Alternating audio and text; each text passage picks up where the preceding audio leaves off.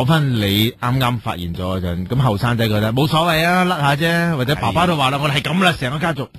但係其實講真，20歲讀大學，咁你仲要好高大添，咁有型，頭髮爭咗啲。當時對於你嗰啲生活啊、社交啊或者自信心，我知一定有啲影響啦，必講下好嘛？哦，自信心嗰度啊，要靠其他方面補救啦。例如咧，可唔可以講下？係咁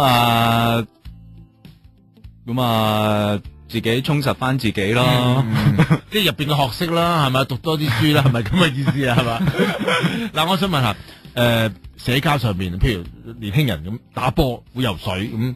游完水上嚟一撥頭髮咁啊，好多同學都即係頗濃密咁，但係自己可能即係兩邊嘅牙一濕個水張起就好覺噶啦嘛。呢樣嘢會唔會當時都開始憂心咧？講下。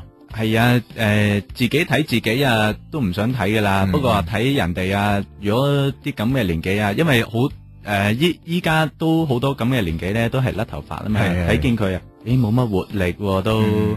可能跑步都唔係得快嘅，但係又冇諗自己，係啱啊！佢個樣即係頭髮爭啲，其實俾人哋覺得係即係可能攞10年都未定。